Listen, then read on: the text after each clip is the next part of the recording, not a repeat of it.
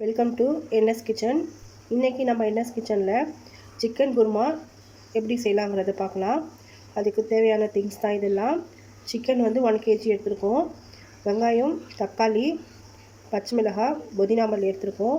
தேங்காய் 1 கப் அரைச்சி எடுத்துருக்கலாம். பட்டை, கிராம்பு, ஏலக்காய், பிரியாணி இலை இதை நம்ம தேவையான அளவு எடுத்துக்கலாம். வாங்க சிக்கன் குருமா எப்படி செய்யலாங்கிறத பார்ப்போம். வீடியோ ஃபஸ்ட் டைம் பார்க்குறவங்க சப்ஸ்கிரைப் பண்ணுங்கள், லைக் பண்ணுங்கள், ஷேர் பண்ணுங்கள்.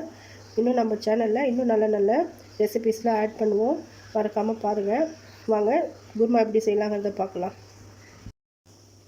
இப்போ பேன் வச்சாச்சு. பேன் நல்லா சூடானோடனே 3 டேபிள் ஸ்பூன் எண்ணெய் ஊற்றிக்கிட்டோம். எண்ணெய் நல்லா ஹீட் ஆகிக்கிட்டோம்.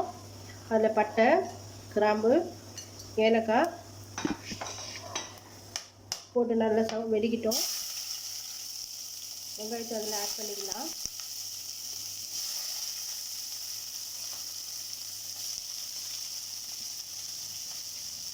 நல்லா வதங்கட்டும் வெங்காயம்.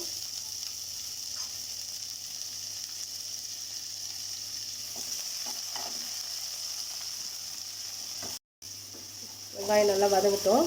வதங்கிட்டு இருக்கும்போது இஞ்சி பூண்டு ஆட் பண்ணிக்கலாம். நல்லா சவந்து வரட்டும் கோல்டன் ப்ரௌனாக. 2 டேபிள் ஸ்பூன் இஞ்சி பூண்டு ஆட் பண்ணிக்கலாம்.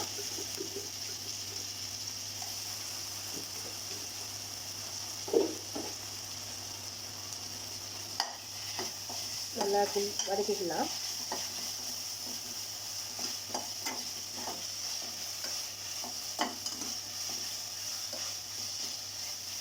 நல்லா வதங்கினதுக்கப்புறம் தக்காளி ஆட் பண்ணிக்கலாம்.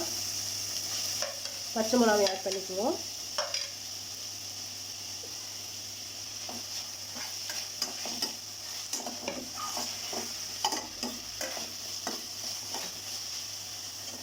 அதோட பிரிஞ்சி இலை 2 எடுத்து வச்சுங்க இல்லைங்களா, பிரிஞ்சி இலையும் ஆட் பண்ணிக்கலாம். நல்ல மணமாக இருக்கும்.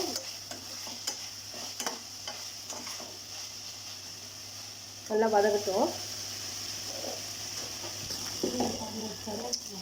வெங்காய தக்காளி நல்லா வதங்கிட்டு இருக்கு.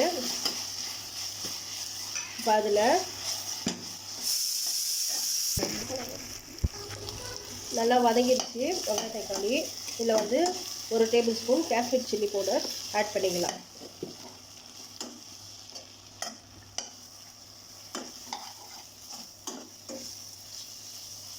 நல்லா ஆட் பண்ணிக்குவோம். அந்த மல்லிக்கீரையும் கொஞ்சம் ஆட் பண்ணிக்கலாம்.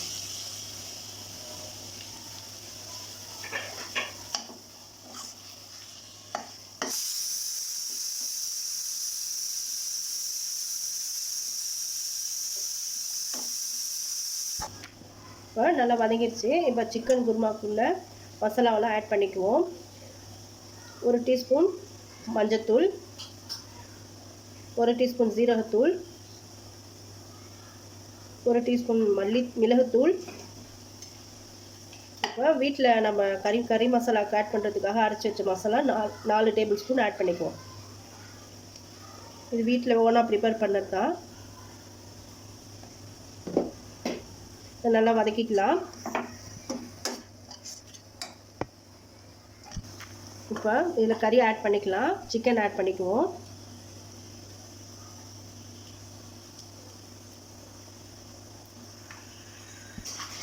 சிக்கன் ஆட் பண்ணியாச்சு. சிக்கன் ஆட் பண்ணி நல்லா வதக்கிக்கலாம்.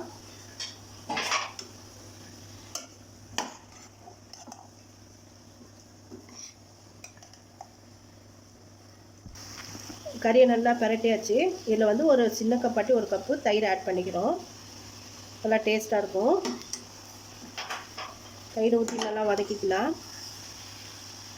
அதில் உப்பு ஆட் பண்ணிக்குவோம் தேவையான அளவு. இப்போ நம்ம அரைச்சி எடுத்து வச்சுருந்த தேங்காய் 1 கப் எடுத்து வச்சுருந்தோம் இல்லைங்களா, அந்த தேங்காவையும் இதில் ஆட் பண்ணிக்குவோம். அதுக்கப்புறம் நம்ம தண்ணியும் ஆட் பண்ணக்கூடாது, ஏன்னா சிக்கன்லேயும் தண்ணி விடும், இந்த தேங்காவும் தண்ணி கூடும் நம்மளுக்கு.